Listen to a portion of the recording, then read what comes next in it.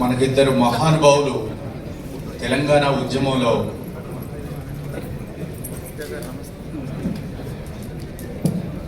ఒక సైద్ధాంతిక పునాదిని ఇచ్చారు.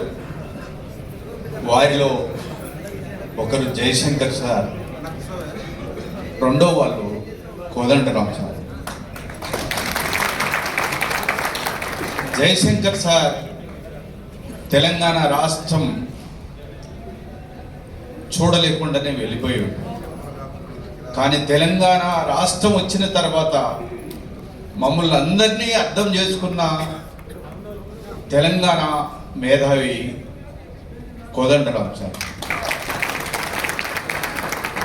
వారికి ఒక సముచితమైన స్థానం ఇచ్చి ప్రభుత్వం అన్ని జిల్లాలు తిప్పి ఈ ఉద్యమకారులకు న్యాయం జరగాలనే ఒక తాపత్రయంతో ఈ కమిటీకి నాయకత్వం ఇస్తున్న వారికి నేను ప్రత్యేకంగా కృతజ్ఞతలు తెలియజేస్తున్నాను. ఆ రోజు తెలంగాణ రాష్ట్రం రావడానికి పార్లమెంటులో హోరాహోరీ కొట్లాడిన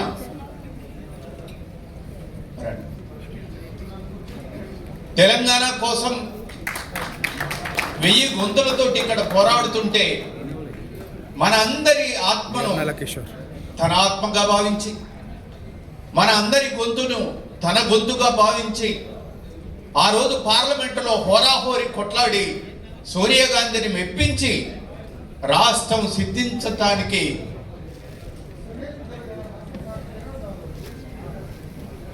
వారి మంత్రి అయినా నేను రాజకీయ నాయకుడిగా చూడను, ఓ పోరాటానికి రిప్రజెంటేటివ్గా పార్లమెంటులో కొట్లాడిన మహానుభావులు పొన్నం ప్రభాకర్ గారిని ఈ కమిటీలో ఉంచడం ఓ సముచితమైన స్థానం వచ్చింది దీనికి.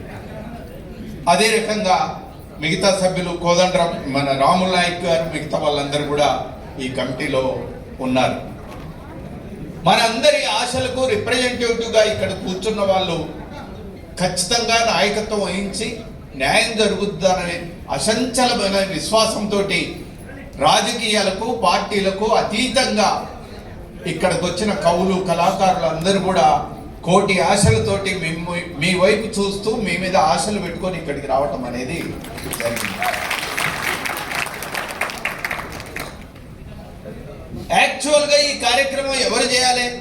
తెలంగాణ రాష్ట్రం సిద్ధించిన వెంటనే మొట్టమొదటిసారిగా అధికారంలోకి వచ్చిన ఎవరైతే ఉంటారో వాళ్ళు ఈ కమిటీ వేయాలి. ఎవరు ఉద్యమకారులు, ఎవరు జైలుకు పోయారు, ఎవరు లాఠీ దెబ్బలు తిన్నారు, ఎవరి కుటుంబాలు తెలంగాణ కోసం సర్వనాశనం అయిపోయాయి, ఎవరి జీవితాలు కాకుండా పోయినాయనే ఉద్దేశంతో మొట్టమొదటిసారిగా అధికారంలోకి వచ్చిన రాజకీయ నాయకులు ఎవరైతే ఉంటారో వాళ్ళు చేయాల్సిందే వాళ్ళు చేయలేదు. వాళ్ళ మీద చాలా హోపులు పెట్టుకొని ఉన్నాం మేము. ఆ రోజు దేశ స్వాతంత్రం కోసం పోరాడిన మహాత్మా గాంధీని మేము చూడలేదు, కానీ ఓ స్వాతంత్ర పోరాటంలో పాల్గొన్న అనుభవాలు కలిగిన కవులు కళాకారులు అందరం కూడా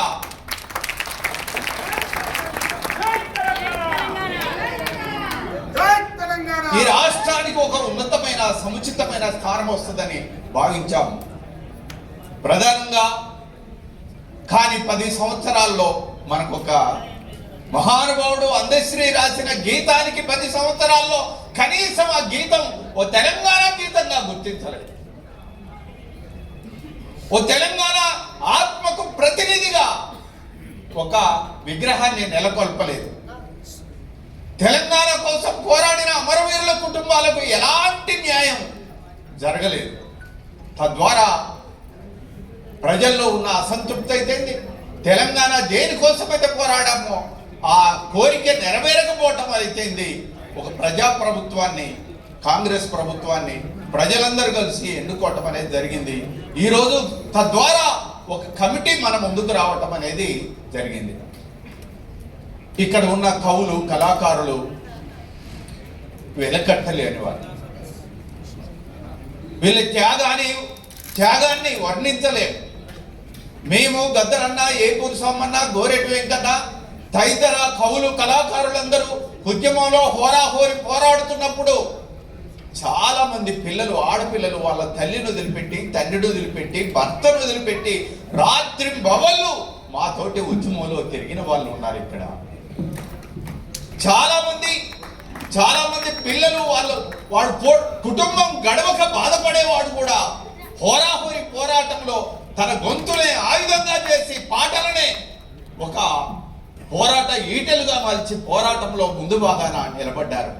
హోరాహోరి పోరాటం జరుగుతున్నప్పుడు పోలీసులు మిలిటరీలు వాళ్ళు తెల్లగీత గీసి లైన్ దాటితే చంపుతామంటే కూడా గద్దరన్న మేము ఆ రోజు పోరాడిన వాళ్ళందరూ కూడా హోరాహోరి ప్రాణాలకు లెక్క చేయకుండా పనంగా పెట్టి తెలంగాణ కోసం కొట్లాడటం వల్ల తెలంగాణ రాష్ట్రం సిద్ధించడం అనేది మా అందరి ఆకాంక్షలకు అద్భుతమైన నిర్వచనం ఆ రోజు సోనియా గాంధీ గారు ఇచ్చారు.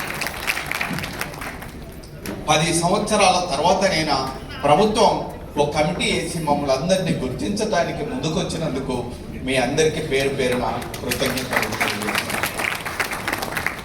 నేను పొన్నం ప్రభాకర్ గారిని ఇవాళ కీలకమైన మంత్రి, ఆయన ఇక్కడ ఉన్నాడంటే ముఖ్యమంత్రి గారు మన దగ్గర కూర్చున్నట్టు లెక్క. తెలంగాణ కోసం ఎవరేం చెప్పినా కానీ పొన్నం ప్రభాకర్ గారు చెప్పిందే వేదం. ఖచ్చితంగా ఆయన ఏది చెప్తే అదే నడుస్తుంది ఈ ప్రభుత్వంలో, నాకు తెలుసు ఖచ్చితంగా. ఎందుకు పొన్నం ప్రభాకర్ గారి మీద ఇంత విశ్వాసం అంటే బడుగు బలహీన వర్గాల నుంచి వచ్చాడు, కన్నీళ్ళు కాబట్టి మిత్రులారా, ఇక్కడ ఉన్న కవులు కళాకారులలో మొత్తంగా చూడండి, అట్టడుగు వర్గాల వాళ్ళే ఉన్నారు కానీ అగ్రవర్ణాల వాళ్ళు ఎవరు లేరు. ఉన్న వాళ్ళు నామినల్ గా చాలా తక్కువ మంది ఉంటారు. కాబట్టి ఈ అట్టడుగు వర్గాల ప్రాతినిధ్యాన్ని పొన్నం ప్రభాకర్ గారు తీసుకోవాలి. ఈ అమరవీరుల కుటుంబాలు అయితే ఆ రోజు నుంచి ఈ రోజు వరకు త్యాగాలు చేసిన వాళ్ళ కుటుంబాల బాధ్యతను కూడా తనే తీసుకోవాలి. అవసరమైతే తన మంత్రే కాదు,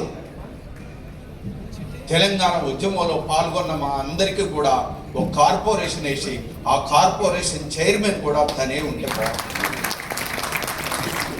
ఒక కార్పొరేషన్ వేయటం వల్ల ఎవరికి ఉద్యోగాలు వచ్చినాయి, ఎవరికి ఉద్యోగాలు మిగిలిపోయినాయి. ఒక కార్పొరేషన్ ఇవ్వటం వల్ల ఎవరికి భూములు వచ్చాయి, ఎవరికి భూమి దక్కకుండా పోయింది. ఒక కార్పొరేషన్ వేయటం వల్ల ఎవరికి రాజకీయాలలో ఎమ్మెల్యేలు ఎంపీలు మంత్రులు అయ్యారు, ఎవరు అసలు సర్పంచ్ కూడా కాకుండా ఉన్నారు. ఒక కార్పొరేషన్ వేయటం వల్ల ఏ స్థాయిలో ఎవరెవరికి మేలు ఎలా జరగాలనేది ఒక ఆకాంక్ష నెరవేర్చుకోవడానికి ఒక అవకాశం ఉంటుంది.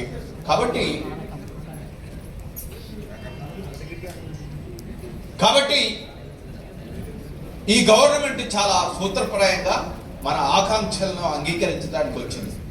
దానికి సింబల్గా నేను చెప్తున్నాను, బండి వెనక బండి కట్టి 16 బండ్లు కట్టి ఏ బండిలో పోతావు కొడుకో నైజాం సర్కరోడా అని పోరాడిన బండి యాదగిరి గారి నుంచి మొదలు పెడితే జయరాజు వరకు తెలంగాణ ఉద్యమంలో ఎవరెవరు పోరాడిందని ఓ సింబాలిక్ గా 9 మందిని లీస్ట్ చేయటం అనేది జరిగింది. 99 మంది లీస్టు అసంపూర్తిగా ఉంది. అది ఇక్కడ 90 మంది అంతకంటే మాకంటే గొప్ప వాళ్ళు ఇక్కడ ఉన్నారు. కాబట్టి వాళ్ళ ఆకాంక్షలన్నీ కూడా తీరాలంటే ఓ ప్రత్యేకమైన మంత్రివర్గంలో ఒక మంత్రినైనా నియమించాలి, లేకుంటే దీనికి ఒక కార్పొరేషన్ వేసి పొన్నం ప్రభాకర్ గారు లాంటి వాళ్ళను దీనికి చైర్మన్గా, లేకుంటే కోదండరాం లాంటి వాళ్ళను చైర్మన్గా వేస్తే మా అందరికీ న్యాయం జరుగుద్ది. అందరూ లీస్ట్ అవుట్ చేసుకోవడానికి బాగుంటుంది, అందరి త్యాగాలను గుర్తించడానికి బాగుంటుంది.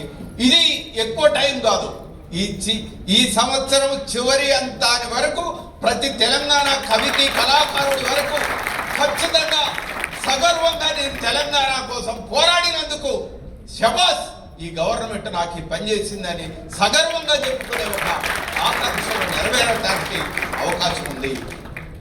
మీరు ఈ గవర్నమెంట్ చాలా చాలా విషయాలకు కొన్ని వేల కోట్ల రూపాయలు ఖర్చు పెడుతుంది, కొన్ని వేల కోట్ల రూపాయలు ఖర్చు పెడుతుంది, కొన్ని వేల కోట్ల రూపాయల భూములు ఇస్తుంది. కానీ ఇక్కడ కూర్చున్న ప్రతి వారికి కూడా ఈ తెలంగాణ ప్రాతినిధ్యం వహించిన వాళ్ళకి ఖచ్చితంగా కనీసం నేను అడుగుతున్నాను, ఓ 2000 కోట్లతోటైనా ఈ కార్పొరేషన్ దీన్ని నడపాలి, దీన్ని పెద్ద ఎత్తున ముందుకు తీసుకొని పోవాలి.